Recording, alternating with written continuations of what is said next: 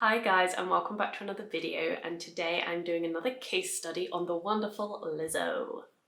I have done a few of these case studies before, so I'll link some up the top in case you've missed any of the others.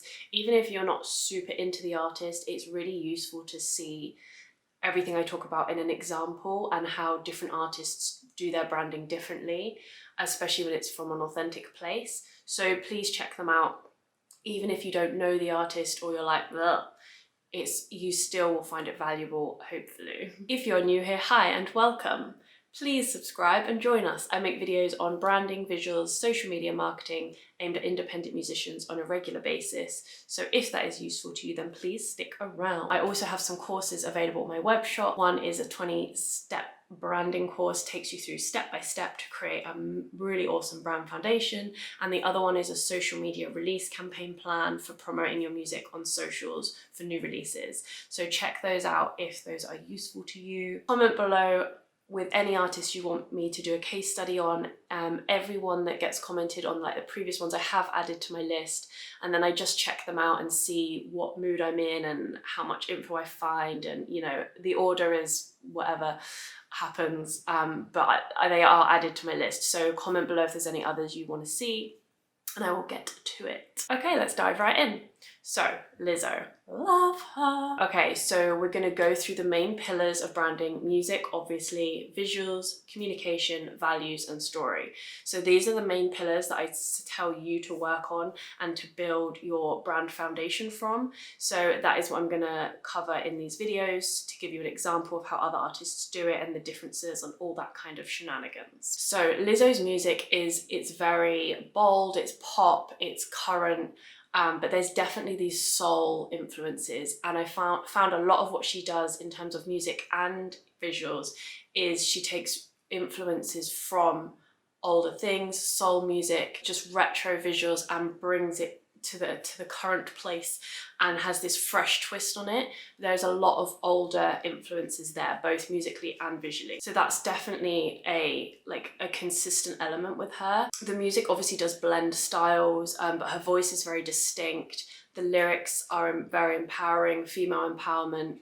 That goes with her values. My dog's trying to climb on my lap. Yeah, her lyrics are very empowering. They align with her values, which is another brand pillar.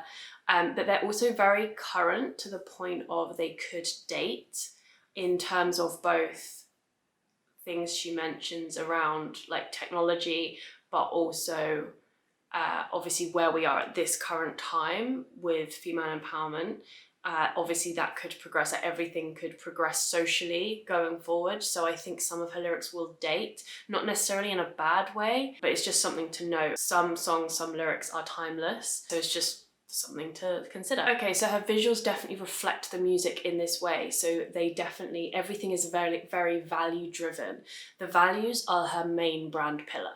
So everything is built around that. So with these 5 pillars, if you've watched other videos, you'll know, but I'll just say again for if anyone hasn't, there'll be one of those elements, visuals, communication, story, or values, that are most likely more dominant. The chance of you having even Stevens on all of them is really rare, and you can do, and that's fine, but more than likely you'll have a really visual heavy artist or a value heavy artist. Obviously the music's always the most important thing, so that kind of goes without saying, so it's the other 4 that can fluctuate.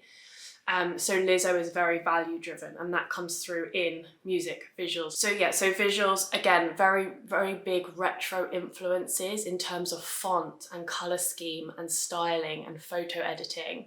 There's definite that influence is there, but she does it in a very fresh way. So it's not authentically old or authentically retro, it's the retro influence and made new. Harry Styles does similar things. There's definitely influences there, but it's brought to the current time as well with a fresh twist. She also has super flamboyant outfits on stage. Again, she's all about body positivity, female empowerment. We're touching on values because they're so strong in her brand, but all that comes through in her outfits. She shows her body. She attracts attention. She's very bold in how she conveys herself and how she dresses. And that, again, it all aligns with the lyrics and the values. So if we're considering like brand keywords, strong, bold, confident, unapologetic, all these words come to mind when you see how she dresses, how she speaks. The music, the lyrics, everything embodies those words.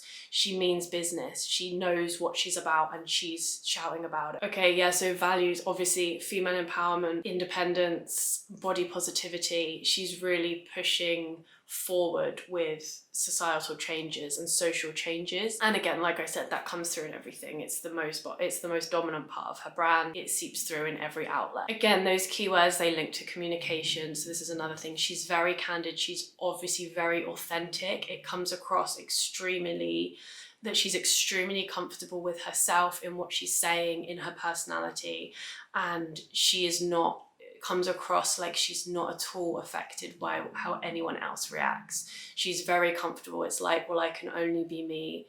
And it's like it's not even a decision for her. I don't know how it is behind closed doors, but how it comes across is she is 100% authentic and 100% comfortable in that. Very candid communication, lets her personality out, very bubbly, again, goes with the flamboyant outfits, very strong values, confident, all these words keep coming up. And then story. So I've spoken about story quite a lot lately in both videos and in consultations with artists.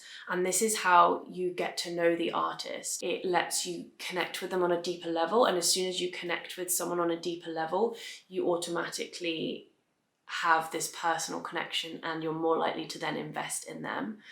So her story is, I remember her saying in an interview that she had to make a decision because she's a classical flautist, so she plays classical flute. She brings that on stage with her, which is, again, it's a part of this unique brand world that is a really unexpected element. Not every element has to be unexpected. All her others flow very naturally and come together very naturally, but the classical flute isn't an expected thing, and I think that's what it makes her and her brand a little bit more interesting. Not that it isn't already, but it adds that element of just surprise, unexpectedness. And I remember her saying in an interview that she had to make a decision whether she gets up at 7 a.m. and goes the classical route or gets to bed at 7 a.m. from being in the clubs following the rap and hip hop kind of route. And it's really nice that she's actually found a way to merge those two together and hasn't lost that classical part of her, because like I said, it's just an interesting element. It's something else that's authentic to her, that she's thought, actually this can work,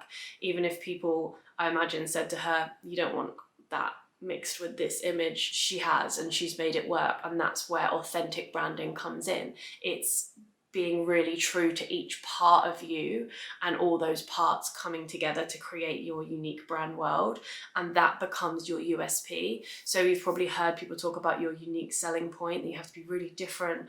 Like, you don't have to be really different, but you have to have your own distinct sound and match that with certain visuals, certain values, elements of your story, and together those elements become a unique combination of elements, and that's where the USP comes in. Okay, so that was Lizzo. If there are any other artists you want me to talk about, then let me know below. All the others that have been commented previously are on my list. I will do them when it happens. So look out for the next one, and I hope this was helpful. Obviously, like I always say, you don't have to do your branding exactly like this. It's just an example of how different artists make it work for them. Thank you for watching, and I'll see you next time. Bye!